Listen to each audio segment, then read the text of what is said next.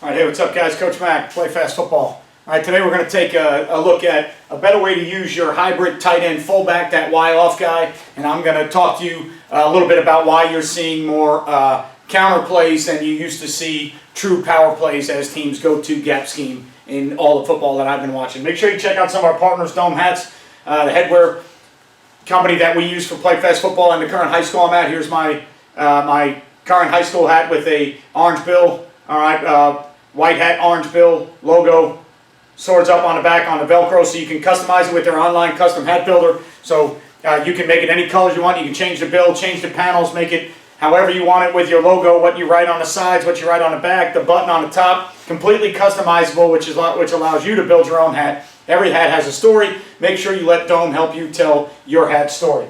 GameStrat sideline replay system we use. You're looking for a highly reliable, highly affordable sideline replay system. Make sure you check out GameStrat.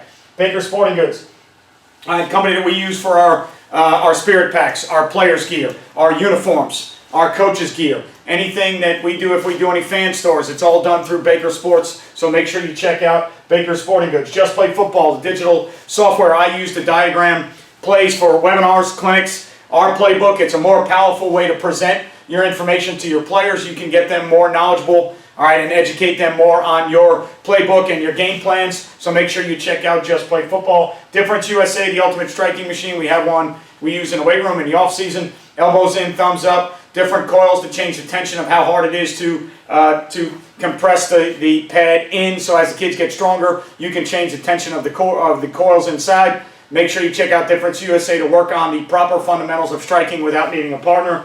HighandTight ball security training aid we use. All right, it's got an auditory device that beeps, sensors inside each panel. When the ball is held in the right position, split the tip. All right, wrist above elbow, all the points of pressure properly locked in where it's supposed to be. All right, you'll hear the beep. When you hear the beep, you're holding the ball properly. It gives kids and players muscle memory to know, boom, when I hear the beep, that's where the ball where it needs to be. That's the position I need to be in. That's the pressure I need to have. If I get away from it and I don't hear the beep, pressure's not good enough, wrist is down low, elbows out wide, I don't hear the beep, I know that I'm not holding the ball properly. So make sure you check out HighandTight. All right, so on the board right now, what I've got drawn up is a simple old school power play, right? Gap scheme, all right, gap down, kick, wrap. So we've got the fullback kicking, we've got the guard wrapping to the front side. So if you were a 20 personnel, a Y-off team, or even if you were a 21 personnel team, a lot of times when you're running power, this was the old school way that you were going to run the power scheme. You are going to be gap down backer on the front side, you are going to have a fullback kick and a backside guard wrap up to the inside linebacker, all right, or the play side inside linebacker. That's standard power football, been, you know, quote unquote God's play for all, you know, however long in football. Everybody that is, you know, that is a hardcore downhill running team usually carries a power scheme, other than some of the teams in the NFL that got away just running inside zone, wide zone, like a lot of the teams in the 80s and 90s were, you know, the Bengals when they had Ickey Woods, and they led the league in rushing one year with only inside zone and wide zone or outside zone. So any teams that are gap teams have almost always carried power as their go-to play. All right, so again, you can see gap down, kick out by the fullback, all right, wrap by the backside guard. But what I'm going to show you today is what you're starting to see a little bit more of, and I'm going to show you why.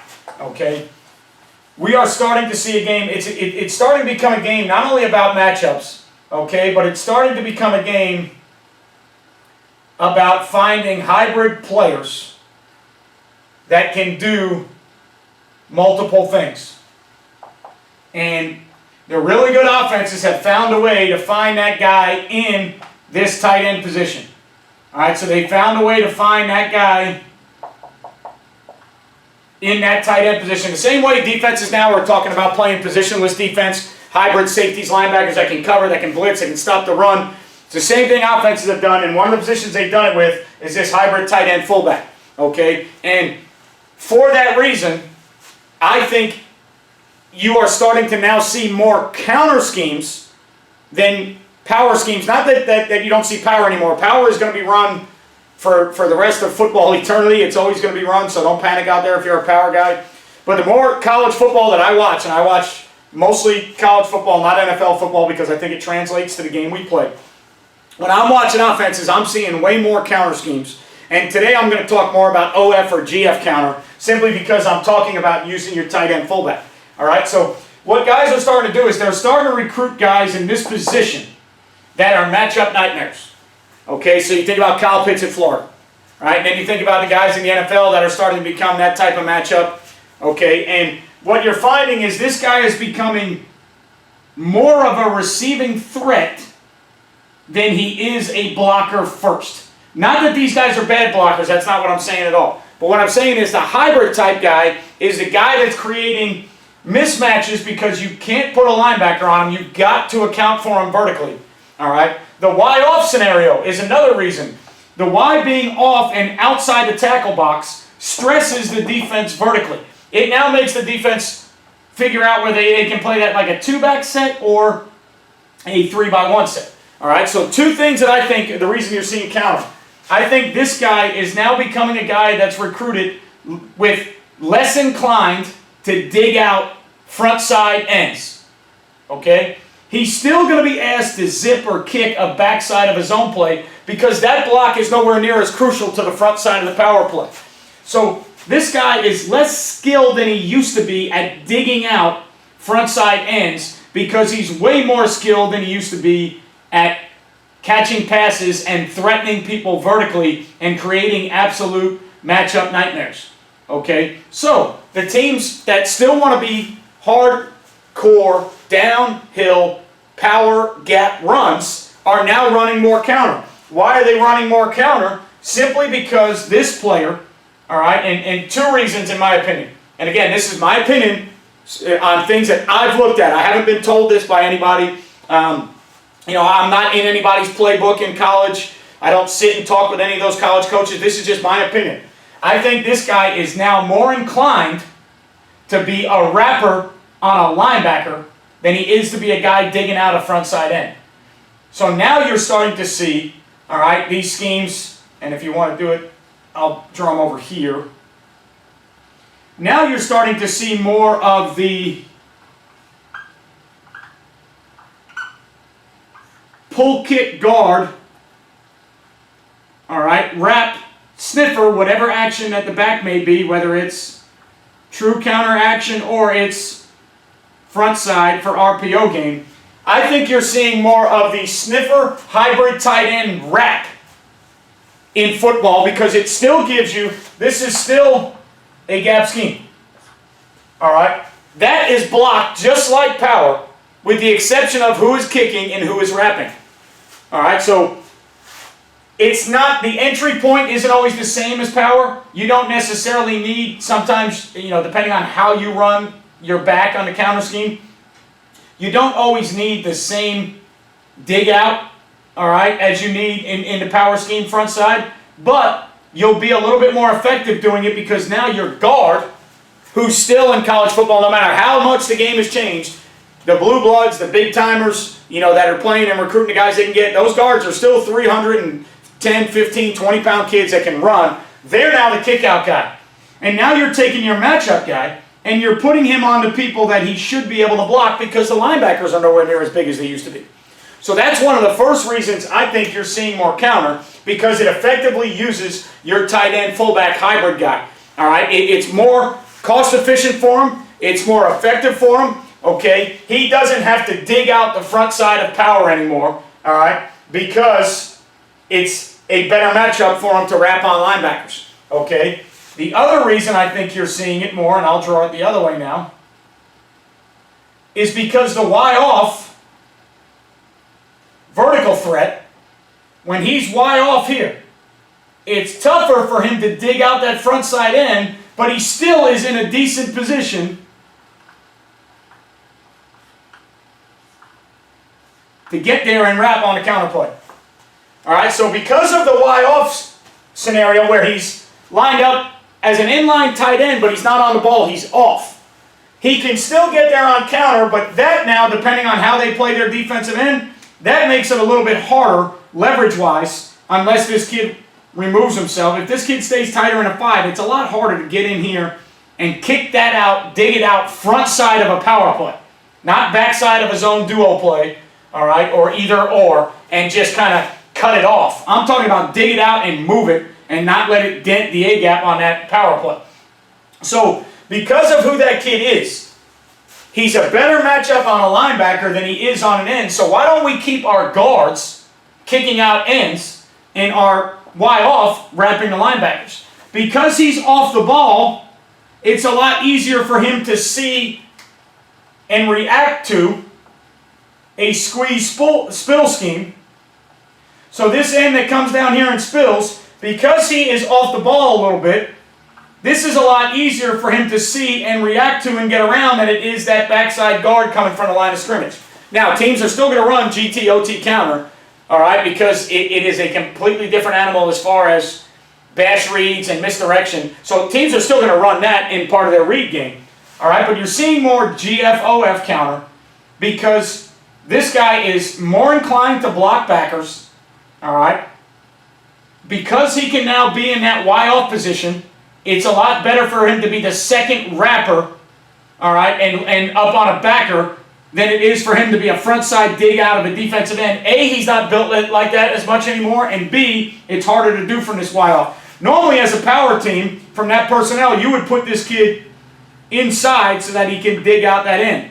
Well, when you put him inside, he's really less of a vertical threat for the defense. By placing him in the Y-off position, you are making him more of a vertical threat, and that's the thing that is stressing defenses out. You're creating passing game matchup nightmares for them, and then you're using that guy in the run game to get an extra gap or an extra helmet, and you're now allowing him to be better at his job. Okay? One of the other things that you're starting to see a little bit more of, okay, and I was always a big fan of doing this, whether it's zone, duo, really don't care, you're starting to see a lot more insert style schemes, especially because of the RPO world. But now you're starting to see more lock schemes, insert, double there, hit it here, and now we've got that RPO world, all right, where we're living in that RPO world where we're now getting that, all right, zone insert, duo insert, however you want to look at it, whatever your rules are to block this play. We're now living in that world with an insert. Again, what does the insert do? It puts him on a guy that he is more inclined to handle. Teams are still going to zip him to the backside. They're still going to use him as a guy that has to kick an end on the backside. But getting up to linebackers is now a job that he can handle inserting versus backers. You're starting to see this scheme more and more. It's been around for a long time. Isolation football has been around forever. But within now the zone duo world, all right, again, when I say that, don't think that I'm saying that the terms are synonymous. Completely different world as far as zone technique and duo technique. But the locking of a front or back side to insert somebody based on the rules and then throwing RPOs off it is the same theory on zone and duo. You're still using 6 to block 6 and then throwing RPOs off a 7th defender or an overhand. So you're starting to get a lot more of these insert theories. Block the box with 6. Put your tight end fullback hybrid on their lighter linebacker that has to play against spread teams. Or stop putting him on defensive ends. Okay, so another thing, another way to use that guy better is to put him inserted onto linebackers, okay, in the isolation game because you can still carry your RPOs. The last way to use him better is to use more cruise bluff theories, especially with agile quarterbacks. So now off of your, let's just say for argument's sake, off of your zone game or whatever you want to do it, and again, I'll draw him Y off out here because that's the matchup nightmare. Now it's more conducive to use him as more of a bluff to perimeter guy. Get out here in space to handle that guy. Make this end the read because he's tougher to block. Make it a tougher job for him to be a possible kick on counter or possible. He's seeing inside via releases, down blocks. He's seeing guys coming at him. He's got to figure out whether to dent, spill, or figure out how to get up the field and play the cue. Give him the same picture over and over again and then do different things. So now this guy is more athletic than he used to be. He can zip across, get out here, all right, and seal to that front side. All right, for the quarterback and lead. I'm sorry, seal's a bad word. Lead that quarterback on the bluffs or the slices, whatever you want to look at them, however your terminology is, cruises. get over there to that side, and instead of kicking that guy, now teams are still going to do this, trust me, and I know you'll think I'm crazy if I don't say this, teams are still zipping the backside in and running their zone, duo, whatever it is. Teams are still doing that. Don't get me wrong, don't mistake what I'm saying, but now what they're doing more of is they're doing more of him on these bodies, so I want him on these two and the safety. That's a better matchup. If I can get him on a linebacker or a safety in my schemes, those are better matchups for me because of the type of player that I'm out there recruiting. All right, I want him to be able to block linebackers and safeties because in the pass game, I'm recruiting that guy that's an absolute matchup nightmare. First one that comes to mind for me right away, Kyle Pitts at Florida. Okay, the guys that Alabama has are pretty good. Forrester and Billingsley. Guys that are now vertical threats that can catch the ball. They can line up wide at a 1 or a 2. They can block the perimeter. Okay, they're hybrid. I don't want to say positionless because they're really tight end fullbacks, but they're not more one than the other. They're probably, if anything, I would say more tight end than fullback. But you're now finding a way to say, all right, look, if this guy is more tight end than fullback, and we're recruiting him because we want to throw him the ball, and he creates all kind of matchups in our offense. But he's got to be able to still block a little bit. Well, let's make him block guys that he can block more often. So to me, that's a better way, just like we talk about on defense with the way Iowa State was using their personnel and teams that are playing 3 high safeties and more odd front stuff. They're finding ways to take the kids that they have and be more successful. So offense is no different. Let's find a way to find a matchup nightmare in the passing game and give him jobs in the run game that can make him be more productive.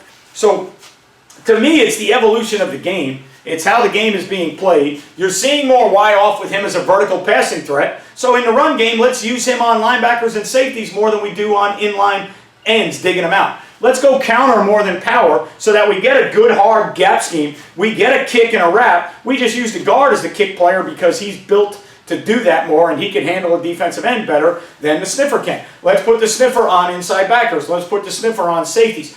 Let's recruit players to do the jobs we want them to do, and then let's give them jobs that they're capable of doing. To me, that's really what it's all about. Same thing at the quarterback position. If your guy is an RPO guy, give him more second, third level RPO reads so that when he pulls, he throws the ball. Don't ask him to read and then run. If your quarterback is more of a runner than a thrower, put him in more first level reads, more quarterback run reads, more quarterback run game, and don't put him in the RPO game where when he does pull it, those vertical throws or those windows that he needs to throw into, he's not really good at doing. It just becomes about using your players. That to me is the evolution of where coaching's going. Coaches, all the greatest coaches going back 30, 40 years have always put their players in good positions. That's what being a good coach is. But now I think schematically, you're starting to see more and more coaches that understand to use schemes that fit their players. So let's put these guys on linebackers and safeties instead of defensive ends while still accomplishing the mission. Counter does that as opposed to power. All right, inserting on zone or duo does that as opposed to zipping the backside. All right, so I hope this video helps. I hope it helps you understand how you can use your tight end fullback a little bit better. There's several other ways. The other day we talked about motioning that guy and using him in some different theories, but that's what you're seeing now. You're seeing that guy that's a matchup nightmare. He's getting down the field vertically. He's forcing the defense to handle him vertically with safeties. He's forcing the defense to dictate how they fit runs. If you're getting safeties out, he's becoming part of the RPO game, and now he's becoming a more integral part in how he's blocking the run game because we're seeing more insert theories and more counter theories. As always, subscribe to the channel if you're not a subscriber. Click that notification button and turn those notifications on so you know every time I do a video or I go on YouTube Live. Thumbs up, thumbs down if you like the content or don't like the content. It lets me know what we need to do the next time, the style of videos that we want to do. Leave a message. I respond to every message that possibly comes across my way. If I see it, I will respond to it. I appreciate everything you guys do for Play Fast Football. Off to a great start this year, 2 or 3 videos already. Trying to do more videos this year. Trying to do some different videos and some new styles coming up. Maybe other coaches, maybe some interview style videos. So stay tuned for that. Remember, you won't play well until you play fast. And I'll catch you guys next time.